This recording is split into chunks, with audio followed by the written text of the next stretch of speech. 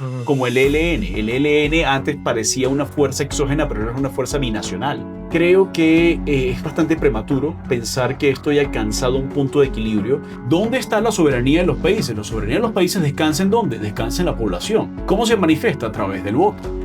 ¿De acuerdo? ¿Existe esa posibilidad en Venezuela? No. 2024 quedó en evidencia que no. Entonces, ¿de qué soberanía me están hablando? Es lo que yo me pregunto, ¿no?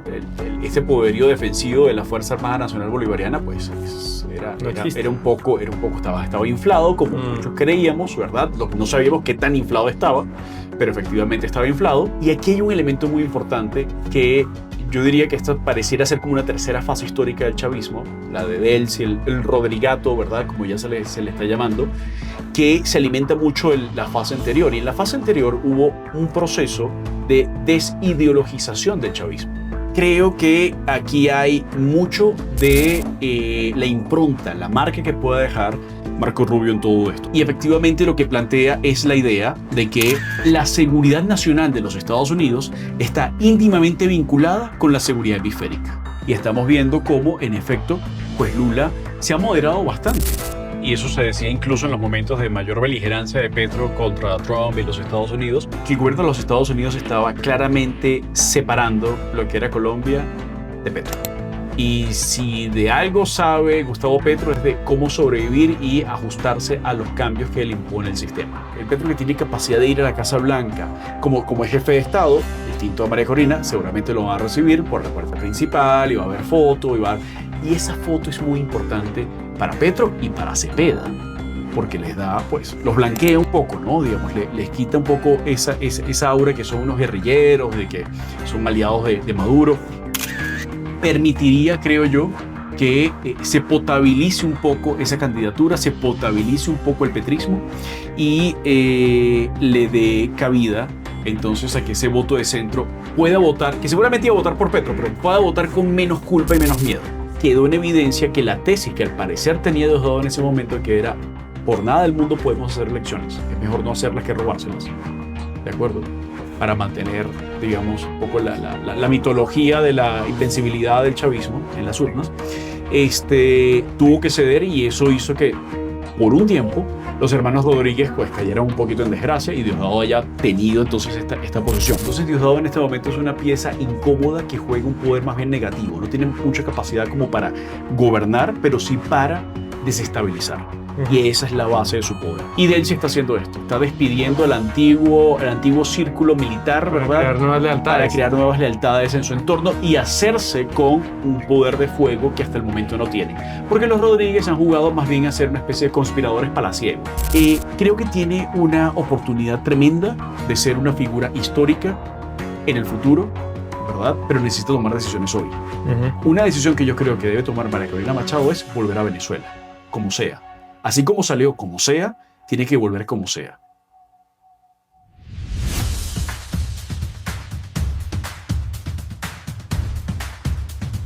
Hola, bienvenidos a otro episodio de Colombia Futura.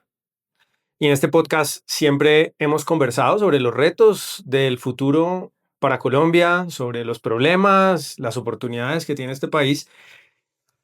Pero no se puede hablar de el futuro de Colombia sin conversar sobre el futuro de Venezuela y también sobre su presente.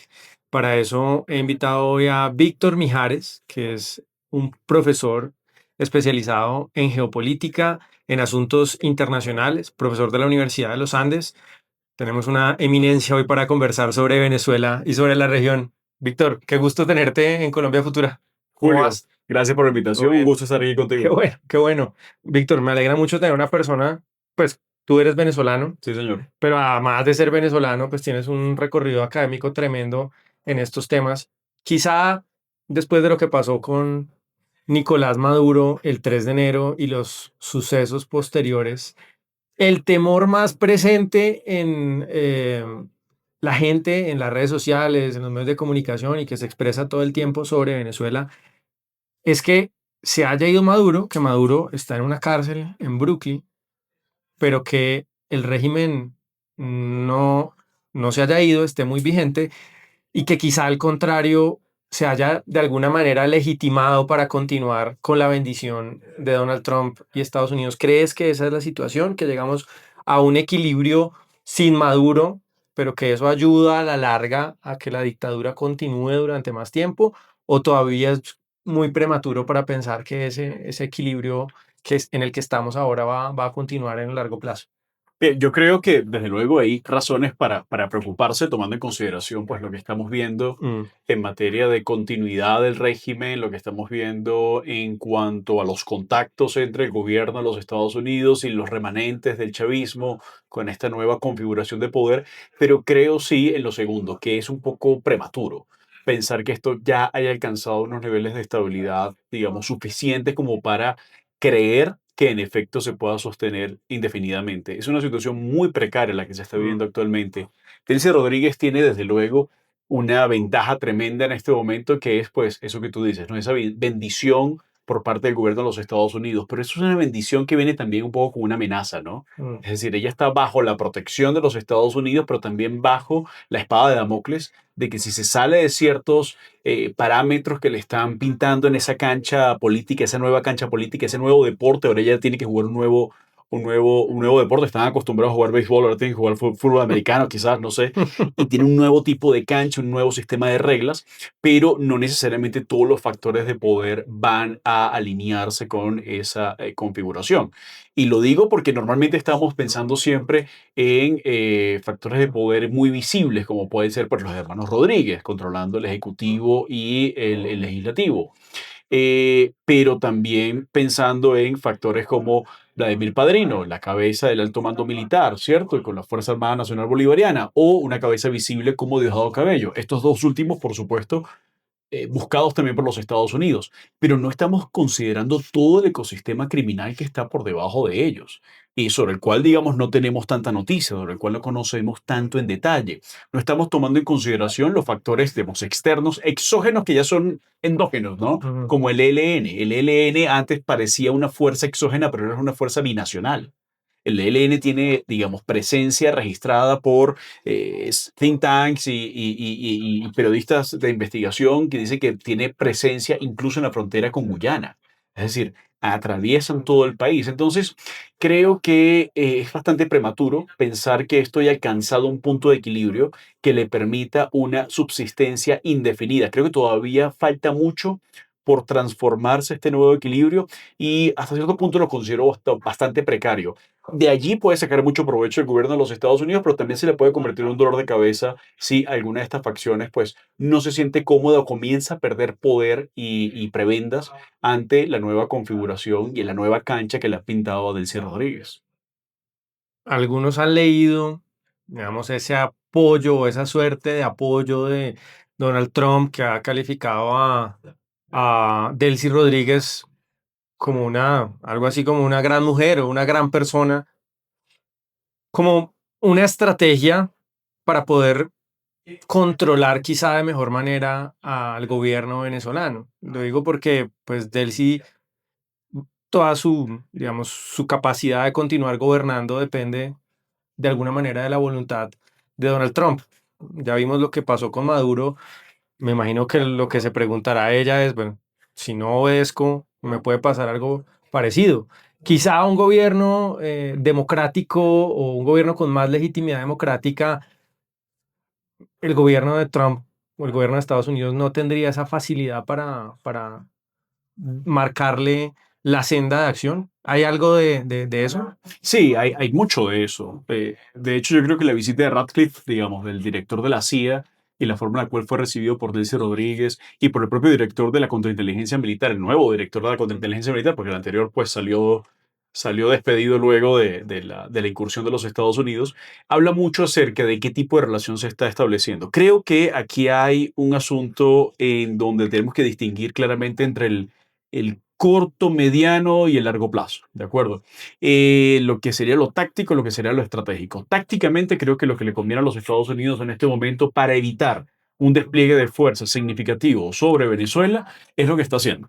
Se están jugando muy tácticamente, tratando de tener unas fuerzas que ya controlan el terreno o parte del terreno, que ya están establecidas, que ya tienen acuerdos o preacuerdos entre sí. Es decir, no hay un traumatismo, aunque obviamente la salida, la extracción de Nicolás Maduro de Cira Flores, que también era una pieza muy importante, sobre todo en el aparato judicial y de represión judicial en Venezuela, es muy importante. Sin embargo, queda el régimen en pie y eso permite tácticamente establecer ciertas condiciones mínimas de estabilidad que evitan a los Estados Unidos, sobre todo el gobierno Trump, en este momento, tener que desplegar, no sé, 100.000, 150.000 tropas sobre Venezuela, que sería una cosa, pues, claramente adversa a los intereses políticos de Trump, de Rubio, de Hexed y compañía. ¿De acuerdo? Entonces, Sí, él ha dicho cosas así como, vean lo que pasó en Irak. Recuerda Irak. Recuerden Irak, un poco para despidieron a todo el mundo, se convirtió todo eso, se convirtieron en ISIS. Sí.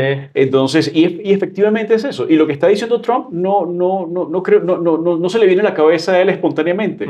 Tiene que ver con todos los informes y los análisis que está haciendo para él la Agencia de Inteligencia Central, que es la CIA, que le está diciendo, pues le está haciendo un análisis político del día a día y le está haciendo prospectiva acerca de qué está pasando y qué podría pasar bajo distintos escenarios. Y este fue, digamos, el mejor escenario que tienen en el corto plazo es precisamente este.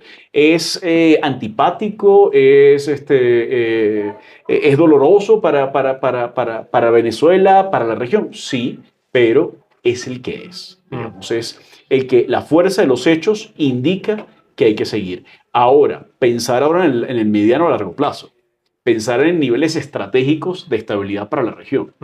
No creo que el chavismo los ofrezca. Ahora que planteas esa visión, digamos, realista de la nueva configuración política y geopolítica de América y del mundo, devolvámonos un poco al 3 de enero cuando ocurrió esta captura, ¿cómo decirle? Extracción, como sea que la llamemos, de Maduro. Y los días posteriores arrancó una discusión acerca de la legitimidad. ¿No? Y había un poco una paradoja, porque uno escuchaba a muchos exiliados venezolanos o personas que se tuvieron que ir de Venezuela, de los millones que salieron de Venezuela por las condiciones sociopolíticas, celebrando, ¿no? Incluso aquí en Bogotá, en la Plaza Bolívar, manifestación, en Santiago, en Buenos Aires, en Madrid, y celebrando, digamos, la captura de Nicolás Maduro con mucha esperanza, que a lo mejor se ha ido diluyendo un poco, o por lo menos el fervor inicial se ha ido apaciguando un poco, la efervescencia ha ido bajando. Pero por otro lado, escuchaba uno en varios sectores políticos en Colombia y en otros países de la región, muy disgustados o muy alertados, reclamando por la soberanía de Venezuela, ¿no? Y hablando sobre lo que es evidente, y es que esto, a la luz del derecho internacional, no fue un hecho, pues, digamos, regular, o no está contemplado este tipo de intervenciones a la luz del derecho internacional. ¿Tú cómo, digamos, analizas eso? ¿De qué lado de la balanza te posicionas más? ¿De ese lado más realista de así es el mundo como es? ¿O esa visión quizá un poco más idealista de cómo deberían ser las cosas en el tablero de ajedrez que es el mundo? Pues yo claramente soy un realista, entonces yo trato de no dejarme llevar por esos análisis normativos. Hay elementos normativos y morales que obviamente son importantísimos en el análisis político, pero creo que dada la fuerza de los hechos y dado también lo que estamos viendo en materia de la reacción que está teniendo, por ejemplo, los aliados internacionales de Venezuela y de Maduro, e incluso los propios sucesores del régimen de Maduro actualmente. Maduro está desaparecido. Es decir, sí, digamos, se habla de una campaña dentro de Venezuela para mantener viva la esperanza de que devuelva a Maduro, pero es una cosa como más simbólica, ¿no? Que realmente estén en efecto pensando que los van a devolver. Por otra parte, vemos que líderes políticos latinoamericanos pues tampoco están demasiado por la labor de reclamar la reinstalación de Maduro porque haya sido una captura o una operación ilegítima. Es decir, vemos el propio Gustavo Petro pues muy emocionado a punto de visitar a Donald Trump. Lula no ha dicho más que algunas advertencias. Sheinbaum tampoco está como muy metida en el asunto, ¿no? Los que están más preocupados son los cubanos porque les cortaron el petróleo y hasta allí, porque el resto de la región pues está entre, bueno, Boric ha advertido algunas cosas, pero va de salida. Pero el resto de la región está entre el apoyo a los Estados Unidos o la indiferencia absoluta a lo que está pasando. Porque claramente ya Venezuela y la Venezuela de Maduro estaba bastante aislada. Eso por una parte. Por otra parte está todo el debate acerca de la legitimidad que me gustaría, digamos, decir un par de cosas al respecto, ¿no? La legitimidad y sobre todo la legitimidad soberana, la soberanía en este caso, que es lo que quiero hablar, la soberanía tiene muchas definiciones, ¿de acuerdo? Es decir, la soberanía no tiene una única definición. Y en el caso de las repúblicas democráticas, en el caso de los proyectos republicanos, como son los proyectos hispanoamericanos, en los últimos 200 años, lo que se planteó desde la Ilustración era romper con el principio de soberanía monárquico, ¿verdad? Para ir hacia un principio de soberanía popular. Eso es lo que yo tengo entendido que es el proyecto republicano. De acuerdo. Sí. Entonces, ¿dónde está la soberanía en los países? La soberanía en los países descansa ¿en dónde? Descansa en la población. ¿Cómo se manifiesta? A través del voto. ¿De acuerdo? ¿Existe esa posibilidad en Venezuela? No. 2024 quedó en evidencia que no. Entonces, ¿de qué soberanía me están hablando? Es lo que yo me pregunto, ¿no? Por una parte, desde el punto de vista, digamos, estrictamente doctrinario, normativo, de una república, no hay soberanía en Venezuela. Porque no hay una posibilidad real de manifestación, digamos, legítima y que se pueda hacer efectiva de esa voluntad popular, número uno. Y número dos, vámonos entonces con la soberanía más en el sentido, digamos, puro y duro. Es decir, la soberanía de aquellos estados que imponen su ley, o regímenes que imponen su ley, que imponen sus normas y se defienden. Claramente no se pudieron defender de esto. Entonces los estados que tampoco pueden defender sus propias fronteras tampoco tienen soberanía. Entonces, pues qué pena, pero todo este debate me parece un poquito estéril, porque el hecho real es que Maduro fue capturado, extraído y hay un nuevo sistema, digamos, imperante en Venezuela que está en proceso de transformación.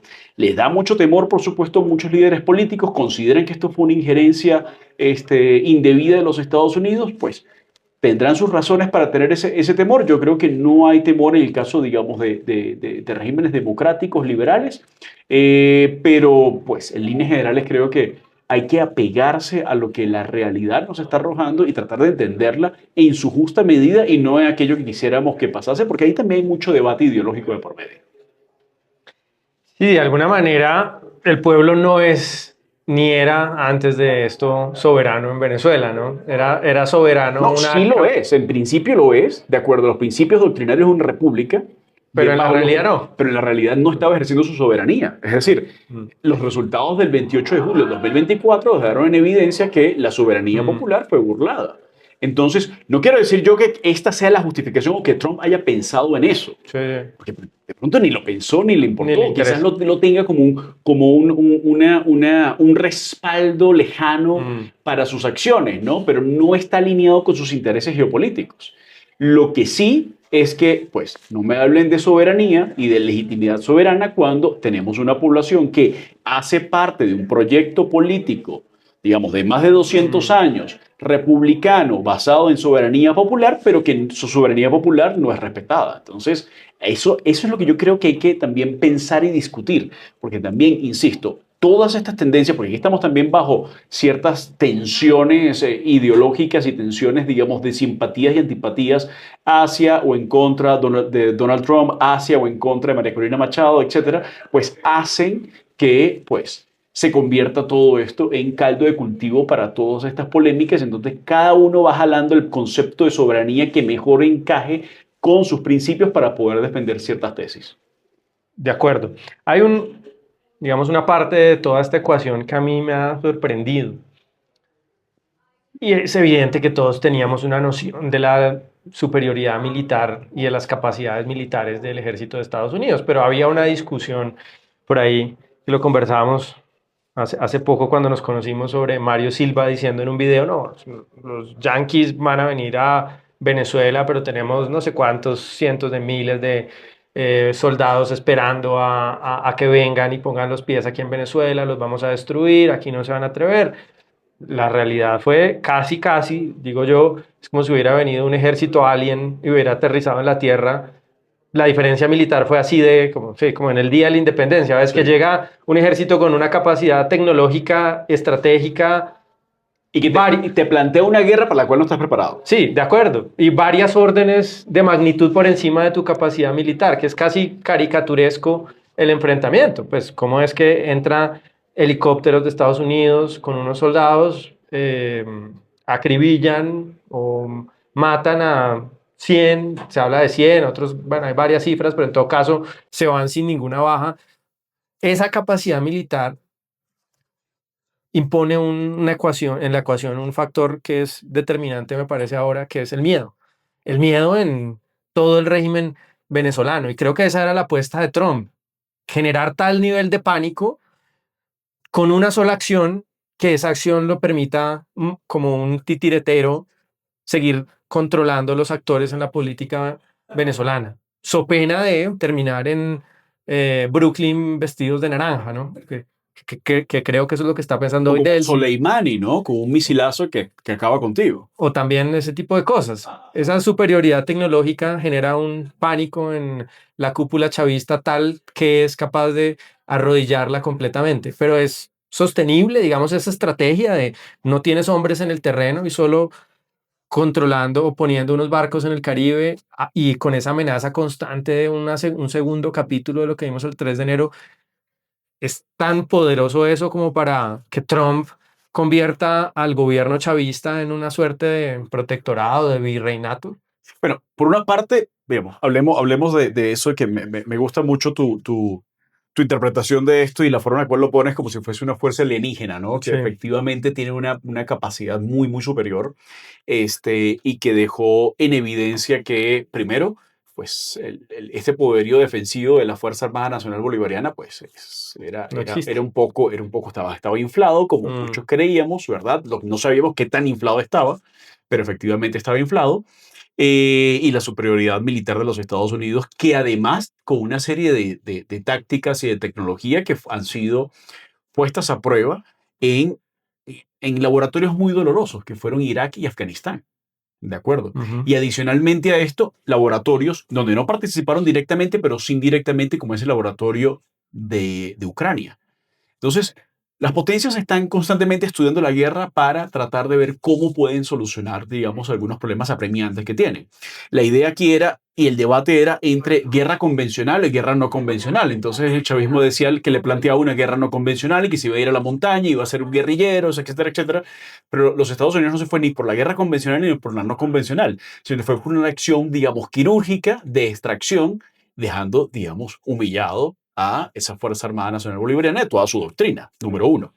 En cuanto a lo que me preguntas de si va a ser suficiente esto, la amenaza es suficiente como para, no sé, gobernar o dirigir la situación desde afuera, sin poner hombres en el terreno. Yo creo que ya hay hombres en el terreno, Mm. ¿de acuerdo? Es decir, porque desde hace mucho tiempo la CIA viene operando en Venezuela. Tiempo después, Trump anunció el año pasado que autorizaba sus acciones. Quiere decir que ya tenía un tiempo actuando, ¿no? Es cuando lo haces público es porque ya Sí, tienes un tiempo sí, actuando. sí. Queda en evidencia que hubo muchos dispositivos de seguridad que fueron desactivados e incluso se habla de que haya habido por parte de la NSA, ¿verdad? Esa agencia que hace inteligencia electrónica, ¿verdad? Algún hackeo de los sistemas de supervisión, de vigilancia y las cámaras en Fuerte Tiuna, en donde sabían exactamente dónde y cuándo estaba Nicolás Maduro en todo momento. Entonces, O se hablaba eso también de agentes de la de CIA agentes, infiltrados en claro, la... agentes en el terreno. Sí. Entonces, digamos, ese tipo de combinación nos lleva a Mm. pensar que ya hay gente en el terreno. Ahora bien, lo que sí es cierto es que es muy difícil para una gran potencia lograr dominar a otro estado si no tiene, pues, un número significativo de fuerzas aliadas, ahí sí, armadas, en el terreno. La oposición no las tiene.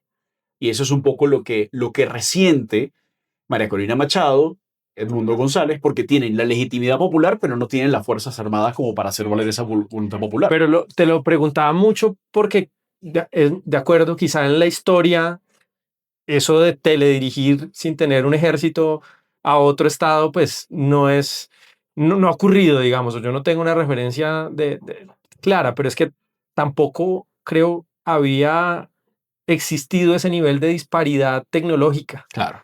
en donde puedes tener 100.000 soldados cuidando en anillos de seguridad a un presidente, pero con el despliegue de inteligencia artificial, que seguramente hubo herramientas de ese estilo, Sí, con sí. el despliegue de guerra electrónica, hackers, más armas que quizá, digamos, están muy por encima del nivel tecnológico de cualquier otro país, puedas hacer ese tipo de cosas, ¿no? Llevarte a alguien y no hay nada que hacer, y eso crea como No, es un nuevo frustración, escenario, miedo. temor, miedo. Es Sí. decir, yo creo que aquí hay una situación que creo que la señalas muy bien y que tiene que ver con el hecho del cambio tecnológico. Yo creo que esta operación va a dar como para que la estudiemos y para que pensemos, digamos, hacia dónde está moviéndose la guerra, sobre todo esta guerra, digamos, no convencional, la guerra híbrida y en qué dirección se está moviendo y qué significa la operación del 3 de enero en el contexto de los nuevos paradigmas de la guerra.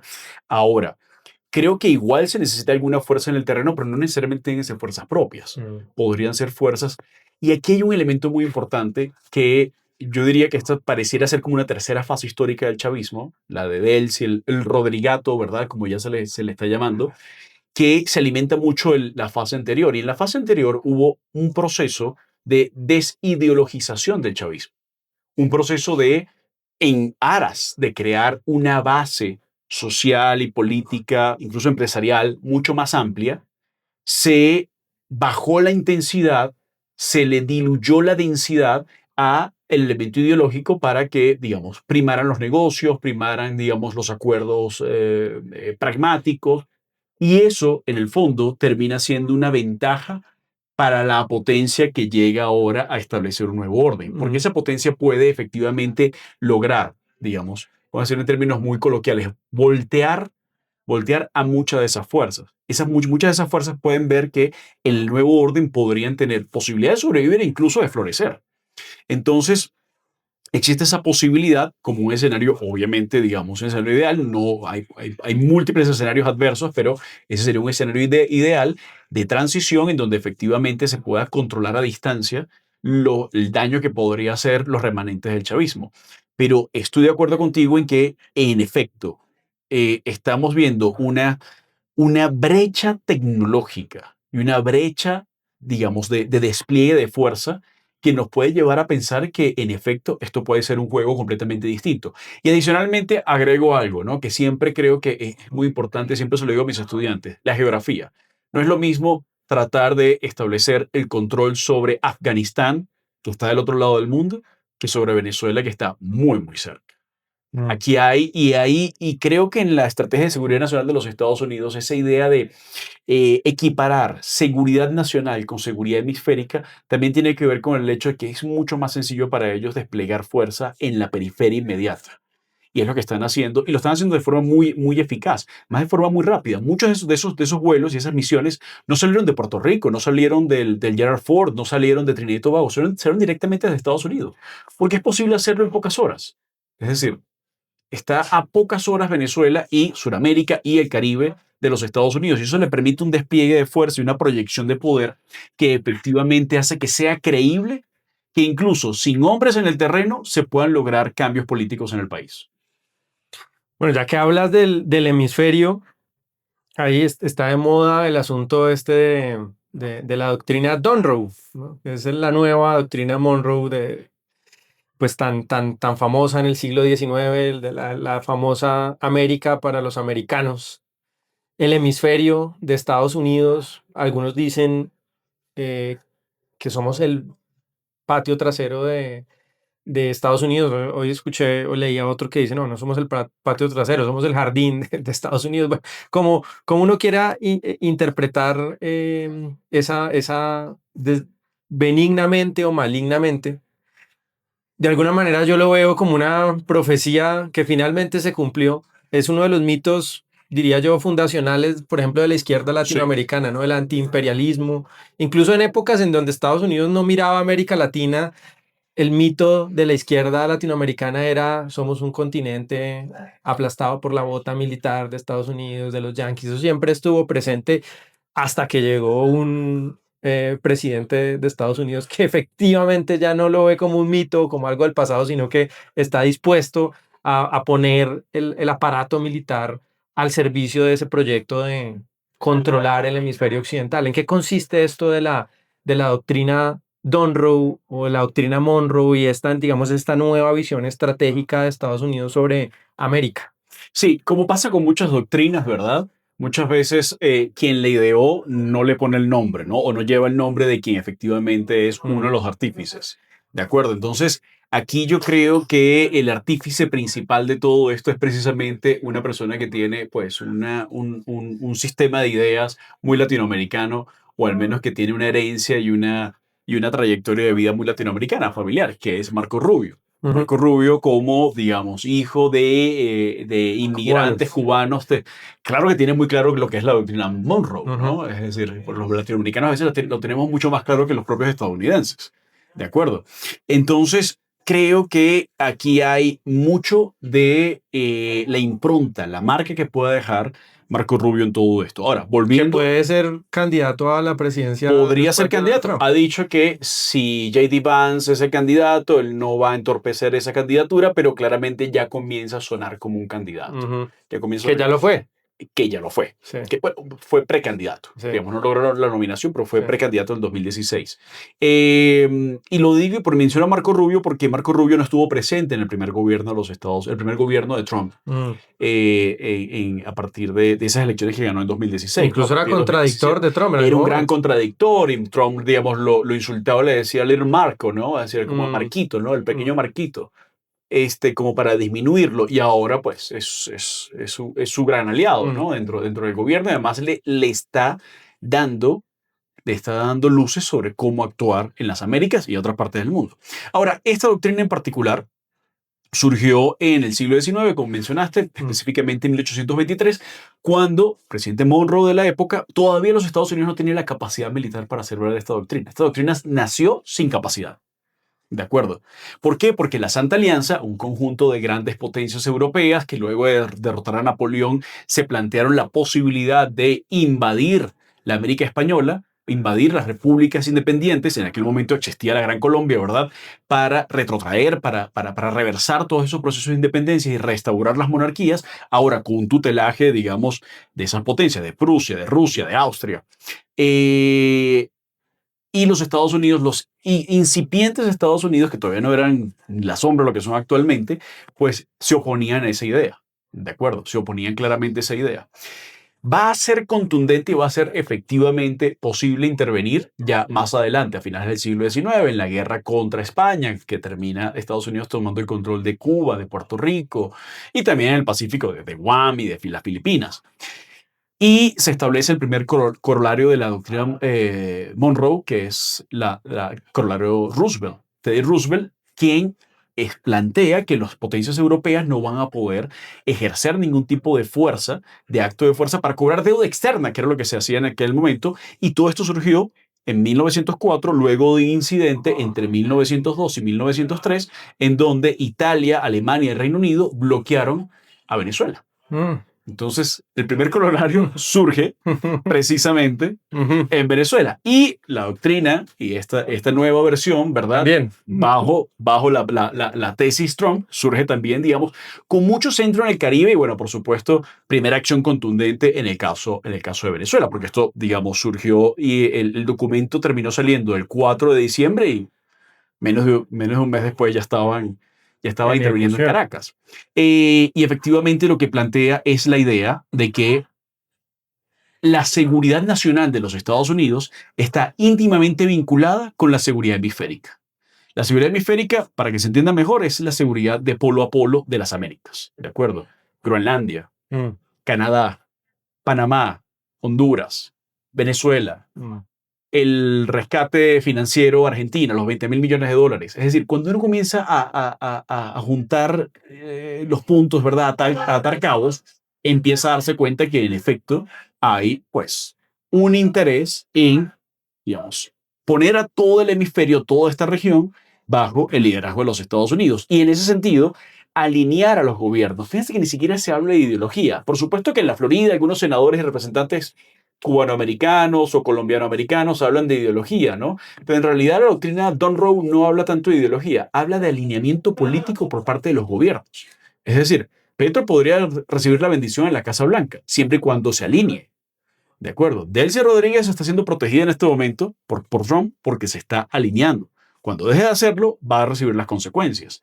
Estamos viendo intervenciones en procesos electorales como el caso de Honduras. Abiertamente Trump jugó en ese proceso electoral. O lo que vimos antes, por ejemplo, de las presiones a el gobierno, a los sectores económicos y empresariales en Panamá para sacar a los chinos de los puertos más importantes que conectaban, digamos, los dos extremos del canal de Panamá. Entonces, estamos viendo en esta doctrina un interés muy claro, no solamente en dominar el hemisferio, porque están anticipando una competencia muy dura entre grandes potencias, sino de además negarle, esto es la parte más importante en mi opinión, no es tanto lo de América para los americanos, pero sobre todo que no haya potencias rivales, adversarios de los Estados Unidos que tengan acceso a recursos naturales baratos en las Américas. Y eso va directamente a Rusia, pero mucho más importante contra China. Y ahí es donde yo veo que, si bien, pues, claramente la víctima aquí es Maduro, el régimen chavista y todo lo que hemos visto, se está golpeando, por un lado, a Cuba, que está resintiendo este golpe, y por otro lado también a China, que estaba recibiendo también parte de ese petróleo, que era un petróleo muy barato. Y eso significa que Estados Unidos le va a dar la espalda a otras regiones del planeta, porque, bueno, la Segunda Guerra Mundial se ganó en buena medida gracias a la intervención de Estados Unidos. Ha estado muy presente en Oriente Medio, en Afganistán, en Irak, quizá teniendo como prioridad otras regiones del planeta, en ese momento quizá más estratégicas que Sudamérica o que América Latina. Eso significa que Estados Unidos va a decirle a China, usted puede quedarse con Taiwán, no me interesa, o a Rusia, que algo se ha visto un poco de eso, ¿no? Que quédese con lo que tiene en Ucrania o aumente su rango de influencia en Europa del Este. ¿Eso es así o no necesariamente que sea América para los americanos significa que Estados Unidos se repliegue estratégicamente del resto del planeta? A ver, hay un repliegue parcial, pero no total. Vamos a tratar de entender esto, digamos, en su justa dimensión. Primero, cuando hablas de otras regiones que pueden ser más estratégicas, pues yo humildemente no sé qué región puede ser más estratégica para los Estados Unidos que su propio continente. Pero eso en algún momento decían, quizá por las amenazas de seguridad que tenía Sí, Estados que había Unidos, amenazas terrorismo mucho islámico. más, claro, mucho Aquí no ha más habido contundentes. guerras entre países. Claro. América Latina ha sido una región pacífica relativamente. Sí, pero ahora estamos hablando de dos cosas. Y aquí me voy, digamos, con algo que plantean dos colegas, dos politólogos argentinos, que son Roberto Rosell y Fabián Calle, que han hablado de periferias turbulentas y periferias penetradas. La idea de la periferia turbulenta es que en tu propia región, cerca de tu espacio vital, haya países, regiones, subregiones que generen tal nivel de inestabilidad que empieza a afectar tu seguridad nacional. Y lo estamos viendo con la interpretación que ellos tienen acerca de la securitización de la migración, del narcotráfico, del crimen organizado y, por supuesto, pues de la inestabilidad que puede haber en la región. Entonces, una periferia turbulenta que estaba claramente representada en el caso venezolano y sigue estando representada en el caso venezolano, por supuesto. Pero también se habla de periferias penetradas y que tanto las turbulentas como las penetradas llaman la atención de las grandes potencias y las llevan a intervenir. Cuando son periferias penetradas, son países en tu área de influencia que están bajo la influencia directa, de una forma u otra, a través de algunos instrumentos, bien sea económicos, militares, ideológicos, políticos, de potencias rivales.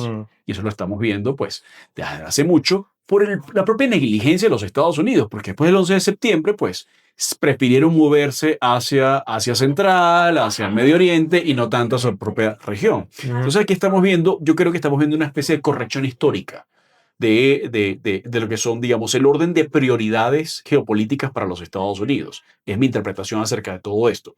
Ahora bien, ¿quiere decir esto, como se ha dicho y como ya comienza a ser un poco, digamos, debatido en el mundo, que se le va a entregar entonces Europa a los rusos y Asia a los chinos? En el caso de Medio Oriente es un poquito distinto porque hay un enclave muy importante y un aliado muy importante que es Israel. Pero recordemos que desde su primer gobierno Trump está tratando de impulsar lo que se conoce como los acuerdos de Abraham. Es decir, que los países árabes reconozcan a Israel, que tengan buena relación para que se establezca ahí una especie de consorcio de seguridad y ellos poder parcialmente retirarse. Estados Unidos tiene una capacidad de despliegue de fuerza en todo el planeta. mucho mayor en sus áreas cercanas que en sus áreas lejanas, pero en todo el planeta. Ningún país en el mundo tiene ese nivel de proyección de poder. Ni siquiera China todavía lo tiene. Ujú. Ahora, que Estados Unidos esté replegándose parcialmente, como lo estamos viendo con una retirada lenta de personal militar de Alemania o de la propia Polonia, por ejemplo, o esta reticencia que mantiene, esta ambivalencia que mantiene frente a la guerra en Ucrania, que lo hemos visto, ¿verdad? A veces incluso equiparando a Zelensky y a Putin como simplemente dos tipos testarudos que no quieren terminar una guerra, Ujú. en lugar de verlo como lo que efectivamente es una potencia agresora y un Ujú. país agredido, Ujú. o lo que estamos viendo en Taiwán, porque en el caso de Taiwán lo que estamos viendo es que Trump ha dicho que, pues, que se den pasito, que por favor resuelvan esto diplomáticamente, al punto que ha sido Japón quien ha respondido y están militarizando sus propias islas cerca de Taiwán, porque entienden que los Estados Unidos ya no se va a involucrar tanto como antes. Por primera vez estamos viendo más presencia militar aeronaval de los Estados Unidos en el Caribe que en el Pacífico, o al menos frente a las costas de China. Y esto es, digamos, impresionante, tomando en cuenta, digamos, lo que ha sido. Entonces yo creo que no hay un abandono total,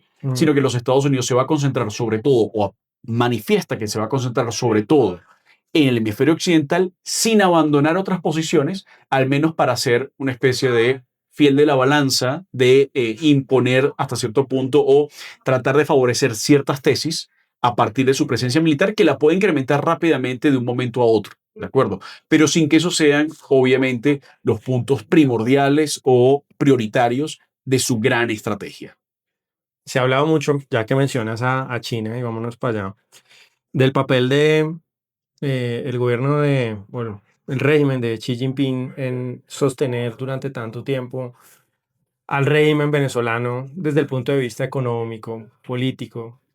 Incluso mucha gente decía, pues Estados Unidos no se va a meter con Maduro porque tiene el respaldo de los chinos. Y al final de cuentas, pues eso no parece haberse materializado. Algo más o menos parecido a lo de Putin, aunque bueno, después de Ucrania creo que Rusia, o eso es lo que uno percibe, no tiene la capacidad de entrar en nuevas disputas y pareciera quedarse confinado a ese espacio geográfico ahí en Europa del Este. Pero China, mucha gente sí tenía la visión de que China era una potencia emergente que iba a reemplazar a Estados Unidos, incluso en América Latina, ¿no? Metiéndose, bueno, ya mencionabas Panamá, Nicaragua, sé que la influencia china ha sido muy grande. En Colombia uno ha visto varios, incluso el presidente anterior Duque, haciendo visitas a China y bueno, hablando de la importancia de China y cada vez más influencia china en la región. Se estaba quizás sobredimensionando la capacidad, no solo militar, estratégica, económica de China en América Latina, o sea, se sobredimensionaba y no es tanta a la hora de la verdad. Lo que pasa es que hay, digamos, muchas restricciones, tanto presupuestarias como tecnológicas Ujú. y geográficas, que hacen que Estados Unidos obviamente tenga una ventaja, digamos, frente a China. Estados Unidos, digamos, tiene una ventaja inicial, ¿verdad? Geográfica, y tiene que ver con el hecho de que no tiene grandes rivales en el hemisferio. Mm. Es decir, sus vecinos son sus aliados, son débiles, ¿de acuerdo? En comparación con su poderío, y está rodeado de dos océanos que también le permite pues tener como cierta tranquilidad porque otras potencias no tienen esa capacidad de proyección de poder desde otro hemisferio. Entonces, quizás su flanco más débil es el norte, en el Ártico, Ujú. y de allí que Groenlandia y Canadá sean tan importantes para los Estados Unidos, pero del resto el flanco este y oeste y el sur no parecen, digamos, estar amenazados, al menos en términos convencionales. Eso le da una primera ventaja. Lo otro es, los Estados Unidos ya va a llegar a $1 billón anuales en presupuesto militar. Mm. 1 billón latinos, o sea, Un un millón de trillón millones. anglos, exacto. Es Mm. decir, China todavía no alcanza ni un tercio de eso. Y la mayor parte del gasto militar de China, pues, se va en, pues, sueldos y salarios, como la mayor parte de los ejércitos. Pero en este caso, digamos, ha habido también muchos escándalos de corrupción en China, por ejemplo. Hubo digamos, un famoso escándalo de corrupción hace pocos años, en donde se descubrieron que en la isla de Hainan, en el mar de China Meridional, en donde está una de las principales bases navales de China, muchos torpedos habían sido, digamos, el combustible se lo habían sustituido por agua. y habían vendido el combustible en el Mm, mercado negro. Entonces estamos hablando todavía de un ejército que es enorme, que ha mejorado muchísimo, pero sigue siendo un ejército del tercer mundo. mm, ¿De acuerdo? Entonces no estamos hablando de algo que sea comparable. En el caso de Rusia, Rusia tiene tecnológicamente pues una larga tradición heredada de la Unión Soviética, pero ¿hasta cuándo llega esa herencia? mm. Porque esa herencia, pues, no está en los laboratorios de las grandes empresas tecnológicas rusas. Es decir, además que, bueno, en Venezuela quedaron un poquito en ridículo, digamos, las armas rusas, ¿no? Pero bueno, eso no es solamente culpa de los rusos, ¿no? Eso también es mucha culpa del régimen venezolano. Lo mismo que en Ucrania, que pues se hablaba de una intervención que iba a durar 2 o 3 semanas y que iban a tomar Kiev, Claro. y bueno, llevamos Pero es que varios años. Ucrania prácticamente diseminó, destruyó a la armada rusa en el Mar Negro y Ucrania no tiene armada. Le destruyó la armada, o al menos los grandes buques de la armada del Mar Negro, desde tierra, Mm, con tecnología obviamente asistido por los Estados Unidos. ujú, Entonces, estamos hablando de una brecha, digamos, militar que se junta a aquello, digamos, de esa ventaja geográfica y que además viene acompañado de un presupuesto militar enorme, que además es bastante funcional para la propia economía de los Estados Unidos. Entonces, creo que sí se ha exagerado un poco acerca de esto del mundo multipolar. No quiero decir yo que los Estados Unidos tienen una capacidad para ejercer hegemonía en el mundo, mm, totalmente, mm. pero creo que claramente tienen la posibilidad de atrincherarse un poquito en su propio hemisferio y participar puntualmente en aquellos espacios geográficos fuera de las Américas en donde requiera buscar algunas ventajas para sus propios intereses. E incluso creo que esto puede ir, si sale bien, puede ir mucho más allá del Partido Republicano y el propio Proyecto MAGA, porque pues en buena medida hay decisiones que se han tomado por parte de gobiernos anteriores que han sido aprovechados por el propio Trump. Por lo tanto, no creo que necesariamente vayan a barrer con toda esta idea de la hegemonía en las Américas. Le puede ser muy beneficioso para la seguridad de los Estados Unidos, incluso a un gobierno demócrata, así como para Trump fue muy beneficioso en su momento, ¿verdad? El posicionamiento de la Armada de los Estados Unidos en el pivote hacia Asia, bajo la doctrina que había impuesto en esa región Obama. O mucha de la doctrina, por ejemplo, de guerra contra el narcotráfico actualmente viene derivada de las doctrinas contra el terrorismo que implantó Bush. Entonces hay ciertas continuidades Mm. estratégicas. No es que se vaya Trump y No barajan creo, las cartas no totalmente. No. creo que Cambiarán estilos y cosas, pero cambiará el lenguaje y lo empacarán de otra forma. Pero es que ya la hegemonía americana en el continente lo había planteado no Trump, no Bush, no. La había planteado Clinton. mm, ¿Tú recuerdas el AICA? claro. El AICA, el AICA es el Don Row económico. El duro económico. Es decir, era juntar de polo a polo a todas las Américas en un solo mercado común. Eso obviamente se desinfla luego el 11 de septiembre, lo aprovechan los gobiernos de izquierda en América Latina y termina pues, perdiéndose ese proyecto. Ahora viene digamos, el proyecto nuevamente de hegemonía hemisférica, pero por vía de la fuerza y por vía de la imposición. Antes iba a ser por la vía de la economía política, ahora es por vía de la seguridad. Sí, se hablaba mucho, sobre todo y creo yo que eso tenía motivaciones ideológicas y políticas de la llegada inminente del mundo multipolar y un poco la decadencia de Estados Unidos que estaba cayendo, decían, pues, digamos, en una suerte de bache y que iba a dejar de ser tan relevante para que emergieran otros hegemones, otros países. Y en el ámbito económico, pues hablaba mucho de los BRICS, ¿no? De Brasil, Rusia, China, India. Claro que son países muy importantes, pero no parece que ninguno de ellos esté ni siquiera cerca de todavía competirle a Estados Unidos. Va a seguir todavía Estados Unidos con décadas de aquí en adelante como la gran potencia mundial o ese sueño de los BRICS tan impulsado acá desde la izquierda de América Latina, tan deseado de alguna manera sí le plantea desafíos a Estados Unidos. Pues yo creo que hay algunos desafíos que plantea, pero no son tantos como se quieren vender. Mm, Porque en buena medida, pues, los BRICS no han logrado, por ejemplo, acuerdos mínimos como, por ejemplo, lo de tratar de sustituir efectivamente al dólar. mm, Eso no se ha mm, logrado. Adicionalmente, países como Brasil, por ejemplo, ujú, para hablar, digamos, del BRIC más cercano, el BRIC nuestro, que está ujú, acá en el hemisferio, en el continente. Brasil está jugando a tratar de mantener efectivamente esa equidistancia estratégica, ¿no? Es decir, y es el único que lo puede hacer. Eso no lo puede hacer Colombia, eso no lo puede hacer Panamá, Venezuela, Pero Brasil puede tratar de mantener buenas relaciones con China y con los Estados Unidos porque tiene un volumen importante, pero de ahí a confrontar directamente a uno u otro, no, tampoco le dan los números, ¿no? Ujú. Mucho menos a los Estados Unidos. Y estamos viendo cómo, en efecto, pues Lula se ha moderado bastante, Mm. digamos, aún teniendo, digamos, ese poderío de Brasil y siendo la economía más grande de América Latina. Se ha moderado bastante. Y el resto de los BRICS, pues, no hay mucha integración entre ellos. Hay, por supuesto, una relación muy estrecha, sobre todo después de la guerra, entre las economías de Rusia y de China, pero Rusia y China son, pues, aliados tácticos y enemigos estratégicos, históricos enemigos, porque la situación de Rusia es una situación muy desventajosa frente a China. Rusia simplemente le está entregando materias primas a China, sobre todo en materia energética, eh, a través de unos acuerdos que son muy desventajosos, a través de un petróleo que está sancionado y por lo tanto llega con descuentos. Y China está aprovechando entonces ese petróleo barato, pero no está mejorando para nada la situación, digamos, de poderío de Rusia. Además, Rusia tiene un problema serísimo en materia demográfica. Rusia está encogiendo literalmente. Igual que China, ¿no? Tal Igual cual. que China, pero China todavía tiene un margen Sí. de 1.300, 1.400 millones. Rusia Mm. está en los 150 millones y poco más. Ujú. Entonces, y adicionalmente, la mayor parte, más del 80% de la población rusa vive del lado occidental de los Urales, del lado de la Rusia europea. Y toda esa Rusia siberiana está en manos de quién?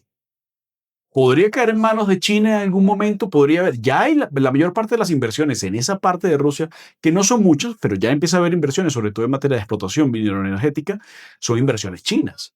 Entonces, pues ahí hay una relación, hay un matrimonio por conveniencia que pues carece de amor, pero sí de algunos intereses, pero en donde hay algunas posibilidades, por supuesto, de mucha fricción.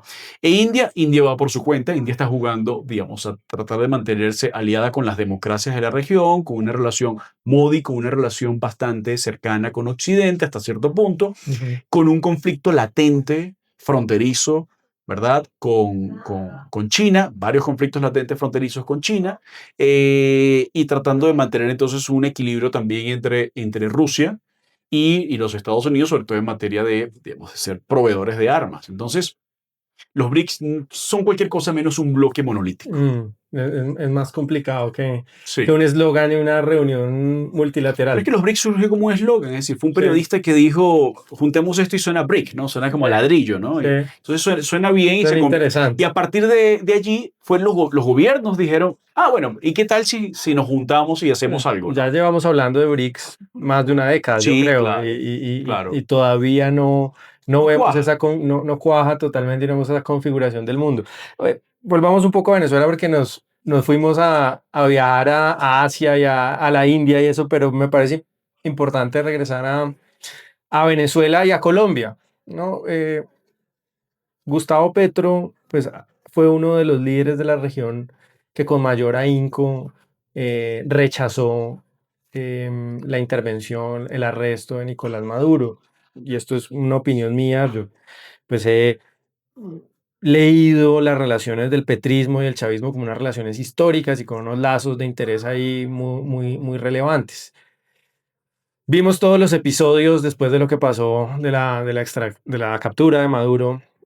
Primero un Petro muy vociferante, muy activo, muy altivo, y luego un Petro un poco temeroso, dicen algunos, pues, Moderado. moderado, y lo llevan a la Casa Blanca. ¿Cuál cree que va a ser, digamos, el papel de Colombia en ese orden virreinal que quiere Trump imponer en Venezuela?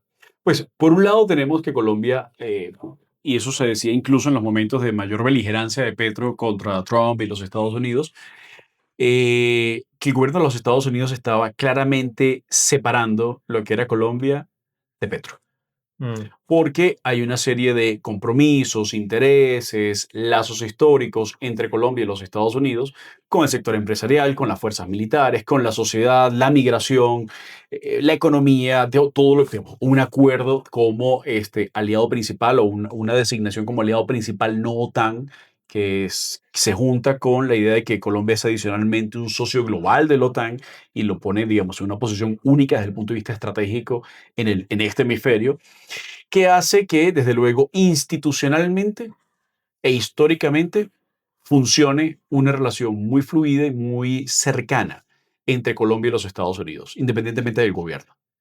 Y ahora estamos viendo a un Gustavo Petro que yo creo que esto tiene mucho que ver con, obviamente, con el efecto psicológico del 3 de enero, ¿verdad? Los eventos en Caracas y en otras partes, pero sobre todo la extracción de Nicolás Maduro en Caracas y Fuerte Tiuna.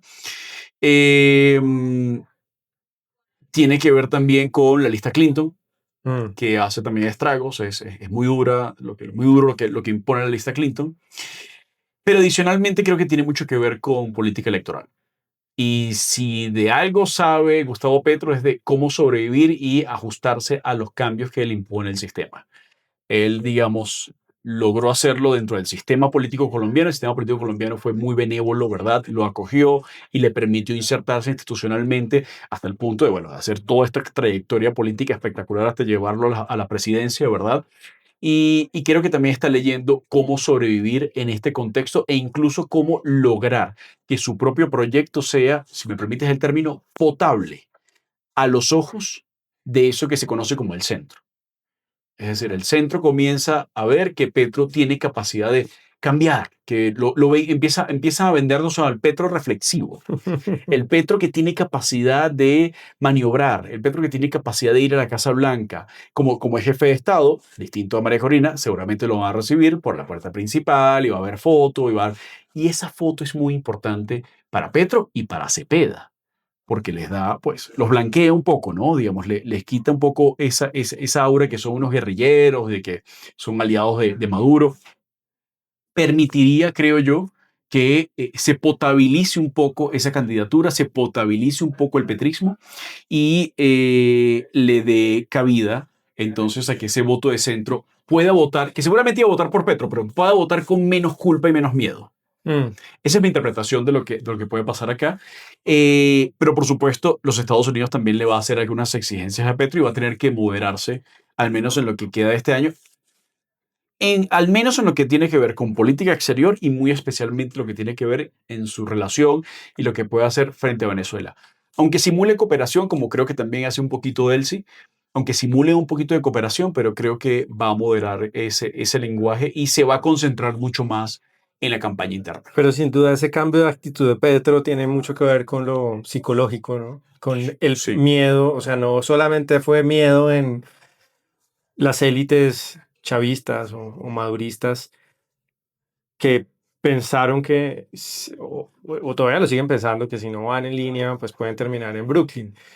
De alguna manera, y lo dijo, ¿no? No es ciencia ficción, él lo dijo en una entrevista, dijo que temió que le pasara algo parecido a lo de Maduro. Entonces, su actuar posterior al 3 de enero, deberíamos leerlo también como guiado o dirigido a alguna en alguna manera o en algún porcentaje por ese temor. Es que creo que las acciones en Caracas, las acciones del 3 de enero, tienen mucho que ver con disciplinar no solamente a Venezuela, sino disciplinar a toda la región. Eso sí es muy importante. Y eso va en línea con la doctrina Donroe, Mm. que es precisamente lograr el alineamiento de los países de la región, de los vecinos tienen que estar alineados. Están alineados a los intereses de los Estados Unidos. Y en ese sentido creo que el efecto psicológico que esto logra es muy importante. Es muy importante y además el despliegue, digamos, y los Estados Unidos han hecho esto en el pasado. Esto no es una cosa de Trump y de Rubio y de Hexet. Ujú. Tú recordarás este, eh, lo que fue la primera guerra del Golfo y cómo lograron y metieron a CNN, ¿verdad? Mm. En aquel momento, cámaras de CNN con los contingentes militares para que grabaran la guerra. Mm. E incluso yo lo tenía por ahí en VHS, una Sí, sí, colección, sí. la colección del CNN, la guerra del Golfo. Y las luces en el cielo, Las los luces en el misiles. cielo, digamos, veíamos por primera vez la guerra vista en vivo. ¿De acuerdo? Como si fuera una Entonces, película. documentada, exactamente, ¿no? Y nos familiarizamos mucho con las imágenes de la visión nocturna, ¿verdad? Ujú. Y esas tonalidades en verde, monocromático, tal. Sí, sí. Aquí se ha hecho un poco de esto, ¿no? Ese despliegue de poder que inició, digamos, fue como la inauguración de los años 90, diciendo, pues, los Estados Unidos son la única potencia que ha sobrevivido a la Guerra Fría y ahora vamos a imponer nuestro orden, ¿de acuerdo? Ujú. Aquí yo veo algo de esto y muy, muy orientado sobre todo a las Américas, ¿no? Demostrar que, miren lo que podemos hacer. Podemos llevar adelante operaciones tan quirúrgicas que en realidad no tienen mayor costo político para nosotros. Se aumentó de forma muy importante el apoyo de la presencia de los Estados Unidos en el Caribe y la operación en Venezuela a partir de lo que el público americano vio que fue, podemos hacer esta operación, podemos capturar a los tipos malos y no muere ninguno de nuestros muchachos. Mm. Esto tiene un valor muy importante, porque aumenta como el orgullo nacional sin que tenga bajas o con un costo mínimo, si acaso. Entonces esto, desde luego, creo que es un mensaje para toda la región. Creo que el que primero lo lee y mejor lo lee es Gustavo Petro. E insisto, creo que no solamente lo está leyendo en clave de supervivencia política, sino también en clave de cómo podemos sacar provecho de esto electoralmente. Cómo podemos hacer que esto se vea como que hay un acercamiento, como diría Petro, entre el águila y el jaguar. Que hay un acercamiento, ¿verdad? Ah, Y que en realidad no ¿qué- qué- somos una amenaza para la sociedad, la economía colombiana. Pero para su relato y para su mito político es muy importante que tampoco se lea como un arrodillamiento, Claro. que sea más eso, como dices, una fraternidad y no una sumisión. Sí, sí, digamos que esto se ha visto y él va a tratar de venderlo y lo ha vendido así. Sí, sí. Lo sigue vendiendo así, que lo plantee y que sea visto como una especie de aproximación por mutuo acuerdo. Ujú.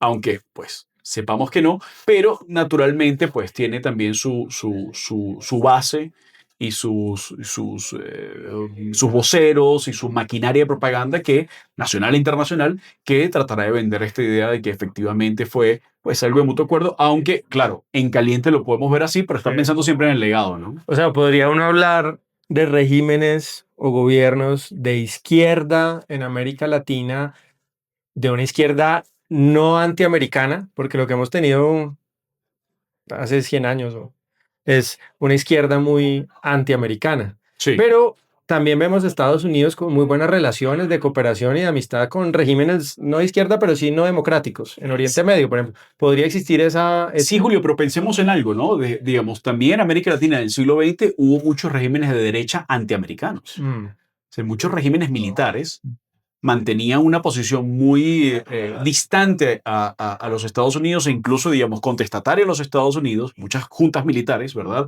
en la región, porque veían a los Estados Unidos, primero, como una amenaza en tanto representaba un sistema democrático frente a lo que ellos representaban como juntas militares y como dictaduras clásicas, ¿no? ujú. Eso por una parte. Y segundo, eran los grandes monopolizadores del relato nacionalista, ¿no? O sea, la izquierda en aquel momento era más internacionalista y la derecha era más nacionalista. ¿De acuerdo? Mm. Esto cambia después de la Guerra Fría y comenzamos a ver entonces estas transformaciones donde la derecha se hace mucho más tecnocrática, neoliberal y la derecha termina siendo asociada mucho más con, pues, Estado mínimo. ¿De acuerdo? Mientras que la izquierda se hace mucho más estatista, la izquierda se hace mucho más orientada hacia, digamos, el antiimperialismo y comienza a recoger un poco esas banderas que había dejado la derecha del nacionalismo. Entonces, existe la posibilidad de que efectivamente, pues, esta izquierda pueda, digamos, reformularse, o al menos, digamos, de la boca para afuera, y plantearse como, pues, una izquierda que no necesariamente está en contra o que no va a desafiar directamente a los Estados Unidos. Entre otras cosas, porque en este momento no lo puede hacer. Los Estados Unidos está, a diferencia de lo que ocurrió hace 20 años o más, hace 25 años, los Estados Unidos no se está enfocando en otros continentes, se está enfocado en las Américas. A diferencia de lo que ocurrió hace 25 años, los precios de las materias primas no están particularmente bollantes. Y a Ujú. diferencia de lo que ocurrió hace 25 años, la izquierda no está dominando el continente como lo dominó a Mm. principios del siglo XXI. Entonces las condiciones no están dadas como para confrontar. Y yo creo que aquí hay un repliegue táctico de la izquierda latinoamericana que, pues creo que por razones de supervivencia, digamos, le conviene llevarlo adelante ese repliegue precisamente en un contexto en el que, pues, claramente hay intención en Washington no solamente de desplegar fuerza, sino de emplear la fuerza.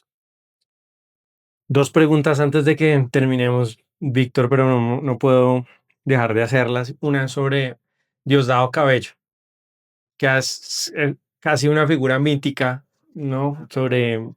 En Venezuela, mucha gente dice en internet que Diosdado Cabello es en realidad el poder en Venezuela, ¿no? Que Nicolás Maduro casi que era secundario, pero que en realidad el hombre a temer en Caracas es principalmente Diosdado Cabello. ¿Es así?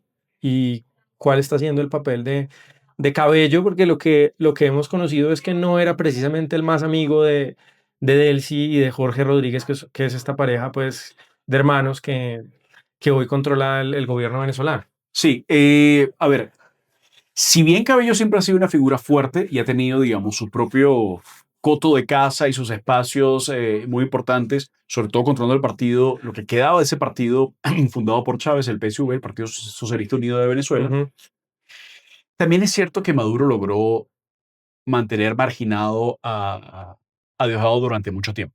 De hecho, lo mantuvo fuera de cualquier responsabilidad de Estado, es decir, de cualquier ministerio, de cualquier cargo vicepresidencial, por ejemplo, ujú, durante mucho tiempo. mm, Termina incorporándolo como ministro de Relaciones Interiores por primera vez en más de una década, luego de el desastre del 28 de julio de 2024. Digo desastre porque a pesar de que se robaron las elecciones, pues fue tan evidente que quedó en evidencia que la tesis que al parecer tenía Diosdado en ese momento, que era por nada del mundo podemos hacer elecciones, es mejor no hacerlas que robárselas, ¿de acuerdo? Para mantener, digamos, un poco la mitología de la invencibilidad del chavismo en las urnas, tuvo que ceder y eso hizo que por un tiempo los hermanos Rodríguez pues cayeron un poquito en desgracia y Diosdado haya tenido entonces esta posición. El poder de Diosdado es más como el poder del caos, ¿de acuerdo? Es decir, él eh, tiene la capacidad de reprimir, sobre todo, digamos, a civiles, muy especialmente, ¿verdad? Y de amenazar con el caos, amenazar con la violencia, amenazar con que sus grupos, digamos, represivos puedan, digamos, desatarse y jugar un poco a crear una guerra civil en Venezuela. Yo creo que nadie quiere probar esta tesis, por supuesto. Nadie quiere que esta hipótesis ponerla a prueba a ver qué tal funciona. Pero creo que en realidad también hay mucho de mitología en cuanto a esa capacidad que pueda tener de desajustar o de desestabilizar al país. ¿De acuerdo? Pero nuevamente, nadie quiere probar algo como eso. Entonces, Diosdado en este momento es una pieza incómoda que juega un poder más bien negativo. No tiene mucha capacidad como para gobernar, pero sí para desestabilizar. ujú. Y esa es la base de su poder. Y se habla mucho acerca de, y se habla en medios estadounidenses y se habla en distintos análisis de la posibilidad de que Diosdado pueda hacer efectivamente, si hay un segundo ataque, él sea el principal objetivo. Pero también algunos medios de comunicación, creo que Reuters y otros medios más, han hablado acerca de acercamientos que ha tenido Diosdado y los Estados Unidos por medio incluso de la propia DEA, pero Mm, todo eso está todavía en el plano especulativo, no tenemos mayor información. Creo que Diosdado es una pieza importante en todo esto y es claramente la mayor amenaza interna que tiene Delcy y seguramente, digamos, el acompañamiento de la CIA está orientado también no solamente a que ella cumpla con lo que se está comprometiendo, sino también a protegerla de esos saboteadores del propio régimen. mm. Y sobre Delcy y su hermano Jorge Rodríguez, ¿cuál es su posición en este momento en ese mapa del poder en Venezuela? Pues en principio no controlan, o parecería que no controlan fuerzas militares ni fuerzas policiales o parapoliciales. Sin embargo, me recuerdan, hay algunos elementos que comienzan a recordarme un poco a lo que fue ese Maduro de 2013. Maduro se caracterizó en 2013 por militarizar su gabinete Mm. mucho más de lo que lo hizo Chávez, a pesar de que Chávez era el militar y él era el Para civil. garantizar la lealtad de Crear militares. su propia guardia pretoriana. Ya. ¿De Mm. acuerdo? Y Delcy está haciendo esto, está despidiendo el antiguo círculo militar, Para ¿verdad? crear nuevas Para lealtades. crear nuevas lealtades en su entorno y hacerse con un poder de fuego que hasta el momento no tienen. Porque los Rodríguez han jugado más bien a ser una especie de conspiradores palaciegos. Lo que les gusta es más como la conspiración en palacio, la diplomacia, la paradiplomacia, son negociadores, son de entramados mucho más sutiles, ¿no? Y se Ujú. jueguen en el mundo más civil. Pero en este momento, si quieren sobrevivir, creo que tienen que adquirir algo de poder de fuego porque lo que cuenta actualmente como escudo de defensa es solamente el poder de los Estados Unidos y eso pues puede cambiar de un momento a otro si no cumplen, incluso si dejan de cumplir en contra de su propia voluntad, porque podrían tener la voluntad de cumplir pero no tener la capacidad de ejecutar esas órdenes. Bueno. Entonces creo que la situación es una situación en donde están comenzando a dar ciertas luces de que están construyendo poder para combinar ese poder duro con lo que ya vienen haciendo hace mucho tiempo, que es tejer redes y pactos y acuerdos. Y también otra cosa, yo lo decía en un artículo hace poco en la silla vacía, ellos no solamente son expertos tejiendo acuerdos, sino también rompiendo acuerdos y traicionando acuerdos. Son como te decía, son grandes conspiradores palaciegos y si logran hacerse con algo de poder militar, posiblemente puedan tener la posibilidad de desplazar a otros grupos antes de que esos grupos violentos los desplacen a ellos. Finalmente, ahora sí, la última, María Corina. Se la ha criticado mucho por el tema de entregarle la medalla del Nobel a Trump como un acto de sumisión. Yo entré en una discusión hace poco diciendo, bueno, hablarle como de pusilánime a una señora que ha arriesgado la vida muchos años me parece bastante atrevido. Pero María Corina, ¿cómo pintan todo esto? Parece que tiene el favor popular, pero no tiene, como decías, el poder de fuego dentro del régimen. Y como Venezuela no es una democracia, sino es otra cosa, pues no, como dice Trump, no tiene suficiente apoyo, ¿no? Quizás eso se leyó como no tiene el suficiente apoyo popular o de la gente. Evidentemente sí, lo que no tiene es quizá el apoyo de esas facciones que tienen las armas y el control del Estado. Sí, María Corina tiene, digamos, apoyo popular masivo. Y Mm. eso quedó demostrado, digamos, el año 2020, No 2024. basta con el apoyo popular. No basta con el apoyo popular en este momento, Mm. porque para el apoyo popular solamente se materializa y se hace efectivo y se convierte en poder cuando tienes condiciones institucionales en las cuales ese apoyo se convierte efectivamente en una movilización, en una forma, digamos, de legitimar tus posturas, tus tesis y convertirte en magistrado, convertirte en jefe, ¿no?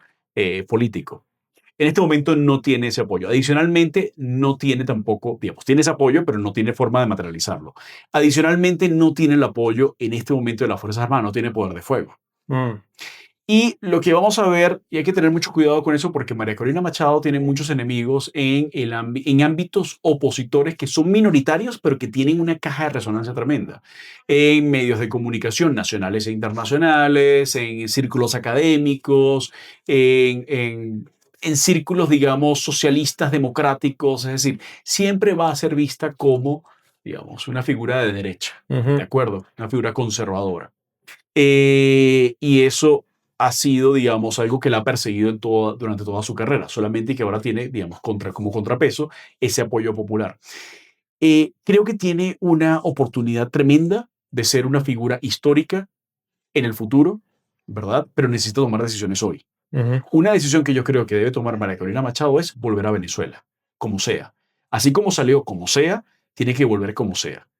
De acuerdo. Y aprovechar el nuevo ambiente político, que no quiero decir que sea un ambiente menos represivo ni nada de eso, pero en donde hay un mínimo de restricciones en el uso de la represión. Quizás salió en el peor momento posible de María Corina de Venezuela. No sé porque efectivamente pareciera que salió también un poco bajo la venia de los Estados Unidos, precisamente como para poder tener mayor margen de maniobra. Esto no lo sabemos todavía. Pero creo que si ese no fue el peor momento, creo que este sí debe ser el momento en el cual debe reingresar al país y en la medida de lo posible ir acompañada también de sus aliados. Es decir, tienen que volver a hacer vida política en el país para que estas transformaciones no los pillen en Washington, en Madrid, en Bogotá, porque eso sería terrible para la Que oposición. otra cosa que se ha dicho es, quizá el premio Nobel, que se vio como un gran honor en su momento, terminó jugando en contra, porque este aspecto humano del poder yo creo que también es importante y es, Trump deseaba, anhelaba ese premio Nobel y que se lo hayan dado justo a María Corina, parece que no le gustó, no le agradó y fue una herida en su ego, ¿no? Sí, pero no sé exactamente todavía, sinceramente no logro descifrar qué significa para él esto de la medalla, que digamos, claramente pues es una forma de halagarlo, de decirle, usted en realidad se lo merecía más. Ujú. La psicología de Trump también es una psicología pues en donde ese tipo de símbolos es muy importante. Mm. Él necesita esa reafirmación constante de su poder, de lo que hace, de tener la razón. Entonces creo que ella jugó más a tocar ese ego, ¿verdad? Ujú. A jugar con esa psicología para tratar de ganarse ese favor, digamos, del poderoso en este momento, que sí tiene poder de fuego. Ujú. Entonces, pero creo que todavía no tenemos suficientes elementos como para juzgar cuáles son las consecuencias de esa entrega de ese premio Nobel. He escuchado, digamos, opiniones en todas las direcciones. Creo que no estoy de acuerdo con ninguna, ni con las que dicen que están en contra, ni las que están completamente a favor. Lo que sí creo es que es una maniobra que ante una situación de desesperación, por supuesto, y de búsqueda de afianzar lazos, pues la llevó a tomar esa decisión y creo que es muy temprano como para juzgar. El tiempo lo dirá si tuvo o no la razón María Corina, ¿no? Al final. Sí, sí, yo creo que hay que ver también cómo evoluciona todo esto. Está pasando muchas cosas en muy corto tiempo. Me llama mucho la atención que la gente se desespere y sienta que no pasó nada, cuando lo que yo siento es que esto es una montaña rusa, que estamos a toda velocidad, digamos, estamos todavía a pocas semanas de lo que pasó en Caracas el 3 de enero. Este año, digamos, este mes de enero ha sido un mes, digamos, trepidante. No van 15 días todavía. No van 15 días desde que estamos grabando esto Sí. y yo siento que ha pasado muchísimo en el mundo. Entonces, pues yo creo que hay que ver de esto también un punto de perspectiva y entender también que pues, son procesos muy complejos a los cuales hay que darle pues, tiempo para que se vean los resultados mucho más concretos. En el mundo del TikTok a veces somos un poco acelerados, inmediatistas. Víctor, muchas gracias, de verdad, muy interesante. Ha sido de las charlas en este podcast de las que más he aprendido y pues lo mejor para tu país, que ojalá esto se decante de manera favorable, entre muchas otras cosas, aparte de que somos vecinos, amigos históricos y hermanos históricos, pues el futuro, como lo decía, el futuro de Venezuela es también el futuro de Colombia. Muchas gracias. Yo estoy completamente de acuerdo y ojalá sea lo mejor para Venezuela y también para Colombia, que son mis dos países. Gracias a ti por la invitación. Gracias, Víctor, que estés bien.